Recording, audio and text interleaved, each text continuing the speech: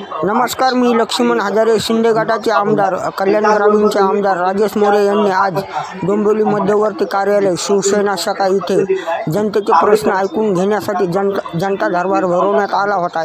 या ठिकाणी बऱ्याच लोकांनी आपले प्रश्न मांडले व आमदार यांनी सांगितले की मी विधान भवनामध्ये प्रश्न नक्कीच सोडवणार। नवी मुंबई मधील असलेली 14 गावं आणि ठाणे महानगरपालिकेत असलेला दिवा शहर आणि देसाई शील विभाग या विभागामध्ये मी 6-8 महिन्यापासून बघतो की पाण्याचा कमी दाब असल्यामुळे तिथे नागरिकांना महिलांना पाण्याचा त्रास होत आहे। आणि प्रचारार्थही फिरत असताना ते सगळीकडे आपण बघितलं की जिथे जिथे मी जात होतो प्रचारार्थ तिथे सर्व नागरिक महिला की पहिला आमचा पाण्याचा प्रश्न सोडवा, दुसरा आम्हाला कुठलाही प्रश्न सोडवला नाही ते चालेल, पाण्याचा पहिला प्रश्न सोडवा।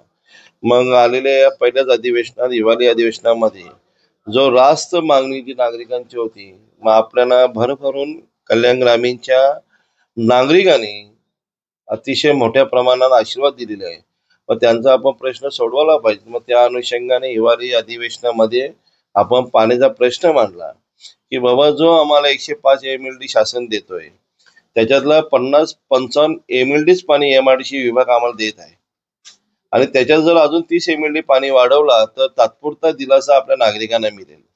आणि अजून कल्याण डोंबिवली महानगरपालिकेने 27 गावासाठी 95 MLD आपल्याकडे वाढीव पाणी मागितलेलं आहे, त्याची परवानगी मागितलेली आहे। तेही वाढीव जर मागणी मिळाली तर 105 आणि 95 असं 200 MLD पाणी जर आम्हाला या शासनाकडून मिळाला व्यवस्थित तर 27 गाव असेल, 14 गाव असतील, दिवा शहर असेल, यांचा पाण्याचा प्रश्न मिटला जाईल आणि तिथल्या महिलांना पाण्याचा दिलासा मिळेल। म्हणून या पहिल्या अधिवेशनामध्ये हा विषय मांडण्यात आला।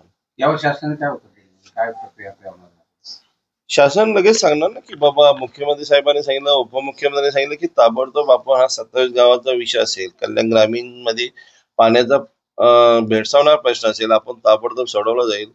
तुम्हाला मी सांगतो अजूनही की सन्माननीय कल्याण लोकसभेचे लाडके खासदार यांचे मनावे तेवढे आभार कमी आहेत। नागरिकही त्यांचे मनापासून आभार मानतात की त्यांच्यामुळे अमृत योजनेचं काम अतिशय जोरदार युद्ध पातळीवर चालू आहे आणि त्यामुळे नागरिकांना आमच्या प्रचंड विश्वास आहे की हे नक्कीच पाण्याचा प्रश्न सोडवतील आणि तो आम्ही ह्या 4 ते 5 महिन्यात 101% पाण्याचा प्रश्न निकालीत काढला जाईल असं मी नागरिकांना आश्वासित करतो।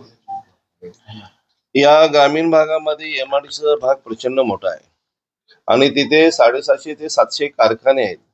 त्यामध्ये 200 ते 250 कारखाने हे रासायनिक कारखाने आहेत।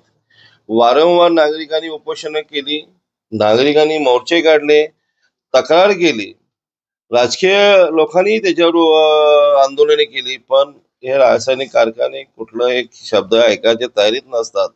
ते रात्रीच्या वेळी आणि सकाळच्या पहाटेच्या वेळी घातक असा द्रव्य असलेला धूर सोडला जातो, त्यामुळे नागरिकांच्या आरोग्यास धोका निर्माण झालेला आहे। कोणाला डोके दुखणे असेल, उलट्या होणे असेल, खाज येणे असेल, डोळे चुरचुर असतील, अशा अनेक आरोग्यास त्यांचे प्रश्न निर्माण झालेले आहेत। मग मी त्या विधानसभेत आपले महाराष्ट्राचे मुख्यमंत्री देवेंद्र फडणवीस साहेब, उपमुख्यमंत्री आणि आमचे आदरणीय नेते एकनाथजी शिंदे साहेब यांच्याकडे एक मागणी केली की जे डोंबिवली मधील जे MRDC आहे त्याच्यात आजूबाजूला असलेला संपूर्ण निवासी भाग, दाटीवाटीचा भाग मोठ्या प्रमाणात राहतात, नागरिकांना प्रचंड त्रास आहे।